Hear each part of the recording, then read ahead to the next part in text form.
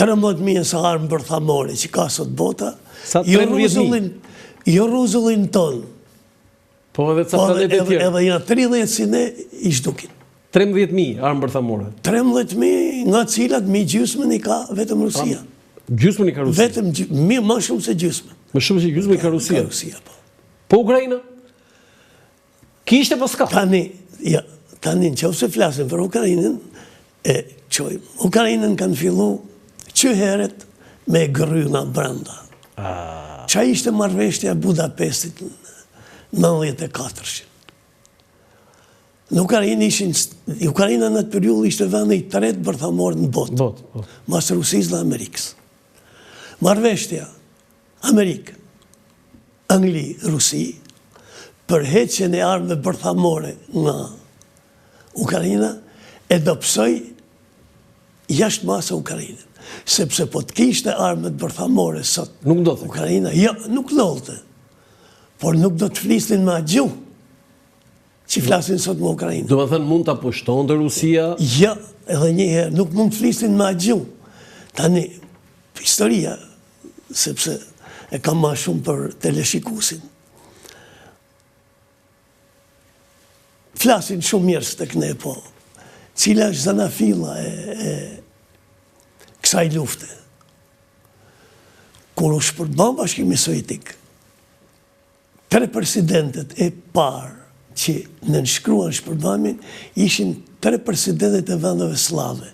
Nga 15 republika që kishte Bashkimi Sovjetik, 3 vendet slave, Rusi, Ukrainë, Bielorusi, firmosën shpërbamin.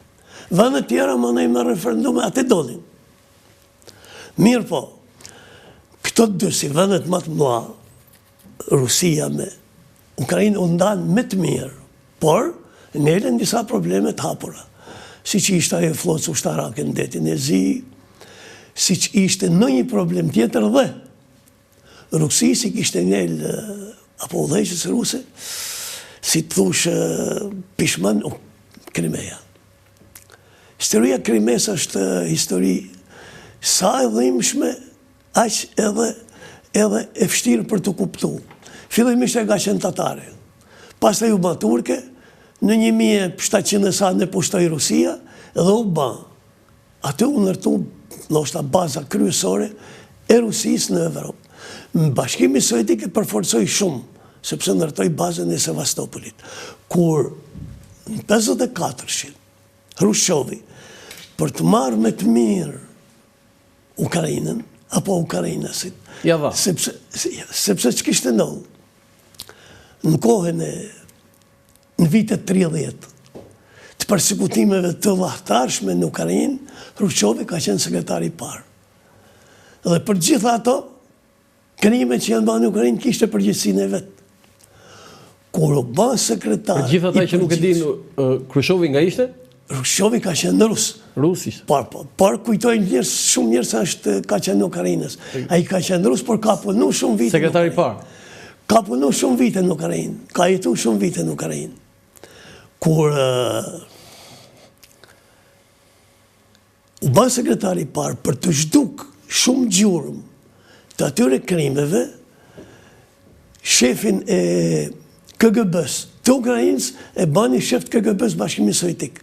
Pra, njëkohësisht, urdhëroi zhdukjen e shumë dokumentave të KGB-s Ukrainës, ku delin qartë krimet e asaj periudhe, për cilat Hrushqovi ishte ndjeni, po për shumë tilla kishte urdhëruar.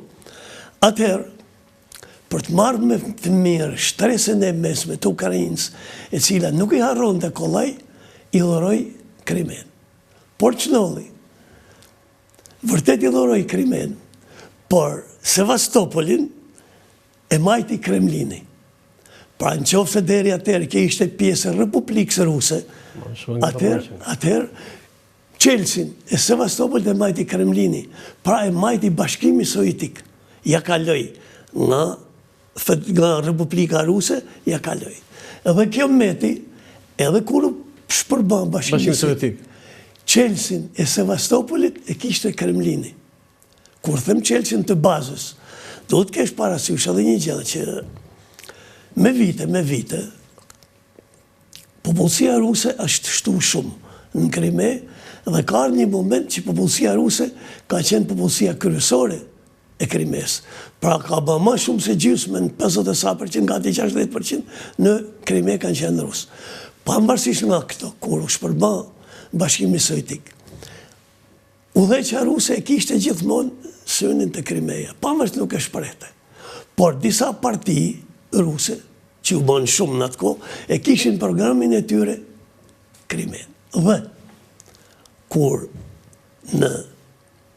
doli problemi i Kosovës, me cilin Putini është marrë shumë herë, madje ka qenë një periudhë që, si që thuhesh në një kanal televiziv rus, në Rusi flitet ma shumë se ku do në botë për Kosovën.